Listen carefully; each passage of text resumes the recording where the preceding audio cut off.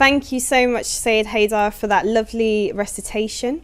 Assalamu alaikum wa rahmatullahi wa barakatuhu, and welcome back to Hijab and Etiquette. Today, inshallah, we are going to be discussing the male hijab, an interesting topic indeed. And joining me is my special guest, Masuma Jafar. Assalamu alaikum. Wa alaikum salam wa rahmatullah. Really looking forward to this one. Oh, me too. Honestly, you have no idea. It's a bit sad, really. Whenever we talk about hijab, whether it's just, within our friendship circles or when we're listening in a majalis, it's always directed towards the women.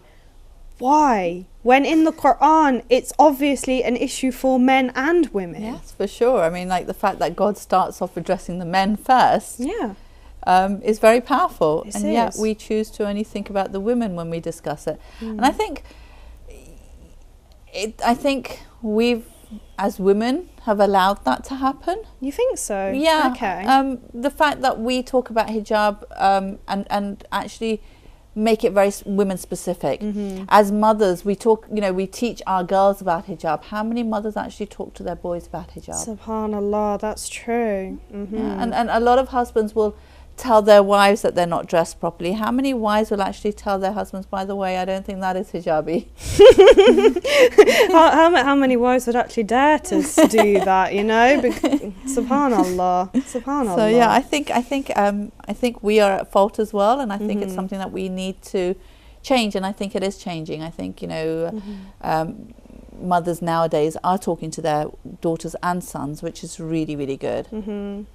It's really important to realise that it is from both perspectives, not just from one. Yeah, I remember once I visited a mosque, and there was a sign just outside the ladies' entrance, and it said, "Sisters, please always observe your hijab." And I turned to my friend and I said, "Do you think the brothers have a sign like that by their door?"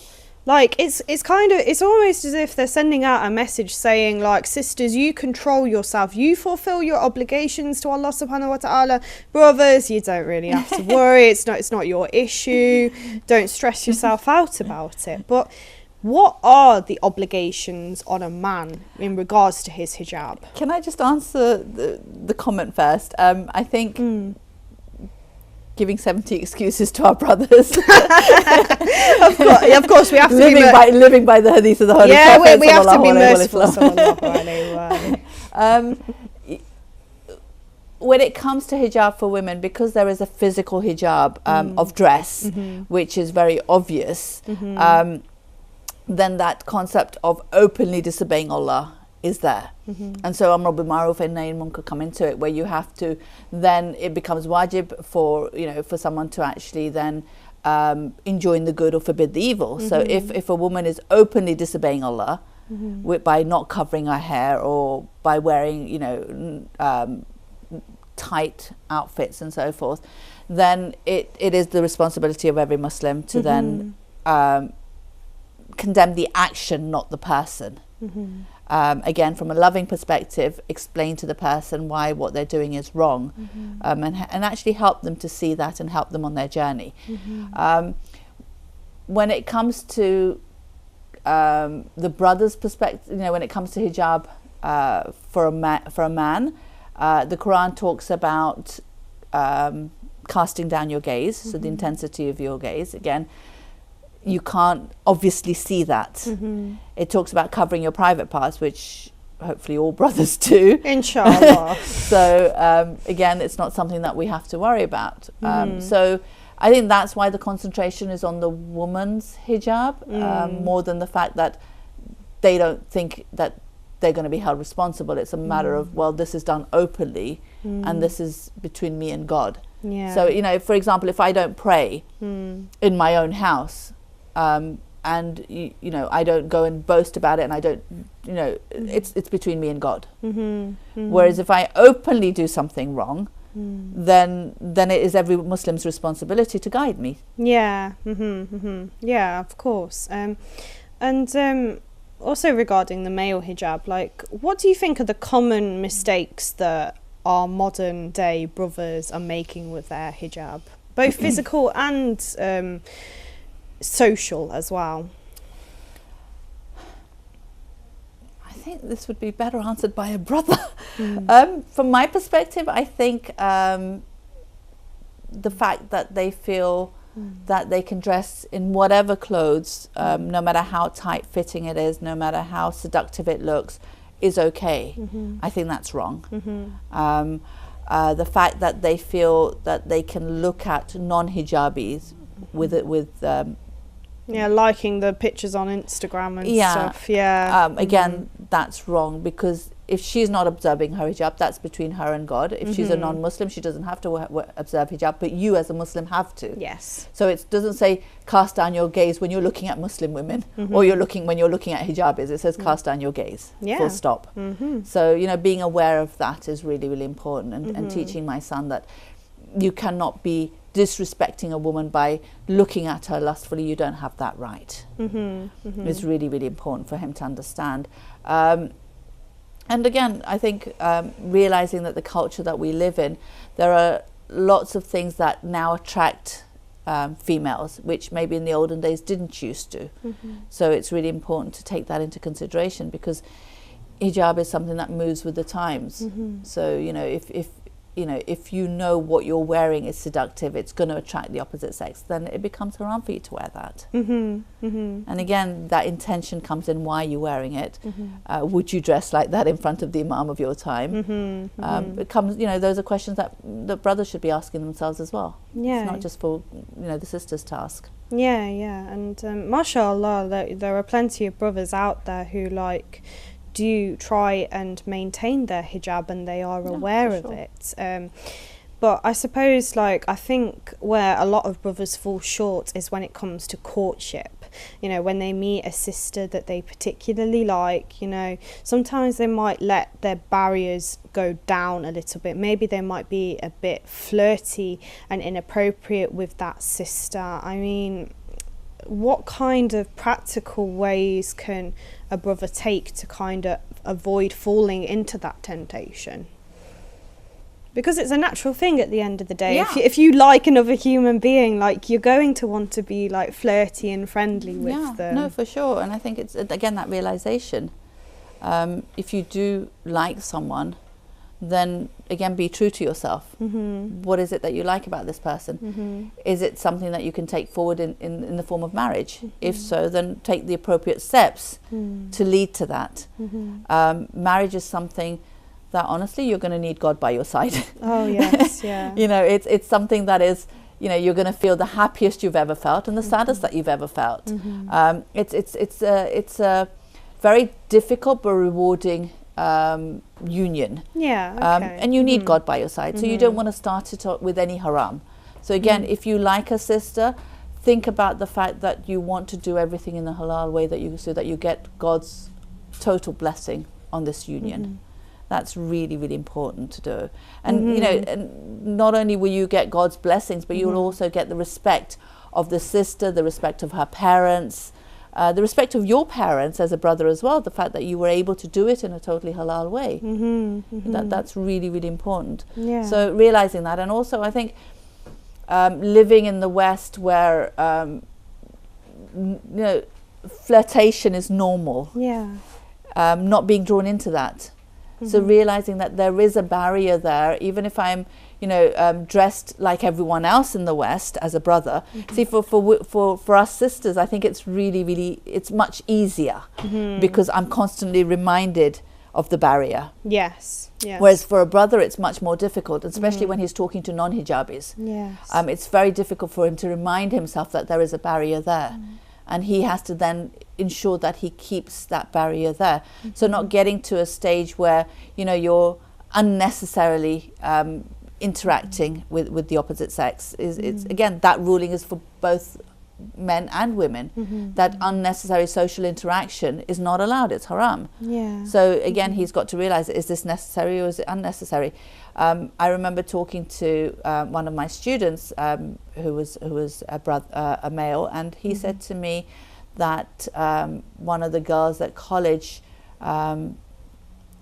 went to he did really well in an exam or something, and she hugged him. Okay. And he was so shocked because, you know, he'd never, you know, he said to me, I didn't encourage that. I don't know why she did that. And he was so shocked. And I said, well, you obviously did not keep a barrier there, that she felt that close to you, that she felt it was okay for her to hug you. Okay, she was a non-Muslim, so to her that's not something that is unacceptable. But if you had kept a barrier there, then she would have realized that this is a, you know, I can't step past this barrier. You know, these are the boundaries that he has kept. So although, you know, we do interact because we're colleagues, there is going to be no physical relationship, and you have to make that very, very clear, and that's much more difficult. Whereas, you know, a guy would not go up to a hijabi and just hug her, even if she did really well, because that barrier is there, and our hijab makes it much easier for us then to keep that barrier. Whereas for the brothers, it's a lot more difficult. I suppose it is. I think maybe we should cut them a little bit of slack. I guess with everything, we look to the Ahlul Bayt alayhim wassalam, and we look at their examples. Can you think of any instances or any stories from the lives of the Imams alayhim wassalam when they showed a great deal of physical and inner modesty? I think their modesty was constantly there. I mean, there's no doubt about that, whether they were male or female. You know, they were very modest in the way that they not only dressed, but the way that they spoke. But what is interesting is that it's not that they didn't interact with the opposite gender. I think, you know, a lot of the times we feel that for our hijab to be amazing, we need to stop all interaction with the opposite gender. Which is impossible. Exactly. And then when you try to aim for something that is that impossible, then you start giving up. And then you start lapsing, and that's dangerous. So realizing that there was interaction. So, you know, women would be quite comfortable coming to talk to the Prophet with questions that they had. And he would actually allow them to do that. And he would answer those questions. You know, you have instances where you know, Bilal and Jabir and so forth would, you know, go to the house of Bibi Fatima alayhi salam, and, you know, and interact. But there was never unnecessary interaction. It was very much sort of, you know, the purpose to exactly it, exactly. So if there was a question that needed answering, they would ask that question and it would be answered. There would be none of that sort of joking and banter and flirting and things like that. And you know, it shows that it can be done, but I need to then set those boundaries. And I need to be in control all the time. It's very easy to be pulled into this, you know, easiness of banter, because it's so the norm. Yes, yeah, it is, definitely, yeah. I think from my perspective, one of the most powerful examples of hijab from Islamic history actually comes from a man rather than a woman, and that man was, of course, Sayyid al-Shuhada, Imam Hussein alayhi salam. I will never forget hearing the part on the day of Ashura when he was about to go out and fight, and he turned to Sayyidah Zainab alayhi salam and said, bring me a shirt that I can wear under my armour, something not fancy, something that they're not going to take off my body so it covers my modesty. Like, that alone in itself is very beautiful and very powerful. But then it's Sayyidah Zainab alayhi salam, she comes back with this shirt, and the Imam, he inspects it and he says, no, I can't wear this. This is the dress of the disgraced, because basically it was too short and too tight for him. And it's so profound, the fact, like, he was a man, you know, and to have that care and attention to modesty at the time of his death. So this was going to happen to him after death, and yet he's still worried about it. Exactly. And again, the same sort of principle from Bibi Fatima alayhi salam, where, you know, where she was so concerned that when she died, her janaza, her body would not be seen. So, you know, Imam Ali alayhi salam built a coffin for her so that her body could be covered even after death. So they were so concerned about their hijab that it didn't stop at death. Although there is no hijab after death, but they were still so modest in the way that they behaved that it continued. And that's so beautiful. Yeah, it's almost as if like Imam Hussein alayhi salam, he'd learnt that from his mother, and I think like there's this tendency within our communities that we think, oh, like, so the men, they look up to the imams, and the women, they have their role models, Fatima Zahra, Sayyidah Zainab, al-Baneen, etc., etc. And no, the reality is we can learn from both the men and the women, and Imam Hussein alayhi salam, he shows this through his care and attention to modesty. Yeah, no, for sure, sure. No, it's really important to use both as our role models. Yeah, why limit ourselves? Yeah, no, for sure. It's very, very important. Yeah, no, but I think as mothers we need to take that initiative and start talking about hijab with not only our daughters but our sons as well. Yes, it's very, very important. Yeah, because our kids learn from us. Of course, so of course. It's really, really important that we make them realise that there is a concept of hijab for the men as well as the women. How would you sit down with a little boy and describe his responsibility towards hijab, for example? Again, I would start off with the Play-Doh thing and explain how it's to do with the soul, and talk about the fact that there is a hijab for men and women. For women, it's more stricter on the dress, in that they have to cover their bodies because they have such beautiful bodies, and it's whereas for men it's just about ensuring that you're covering yourself and dressing modestly. I think as they get older and they start understanding a little bit more, getting them to sort of realize that there is a reason behind this hijab. So as they become teenagers and their hormones are all over the place, the more inappropriate pictures that they look at will make it much more difficult for them then not to be pulled into haram. Yes. So, understanding that and saying that there is a reason, you can't at the age of 13, 14 get married. There is no other outlet for you. So you need to ensure that you're minimizing these things that are coming into you, which will then make it more difficult for you not to go and do haram. So realizing that it's going to affect them.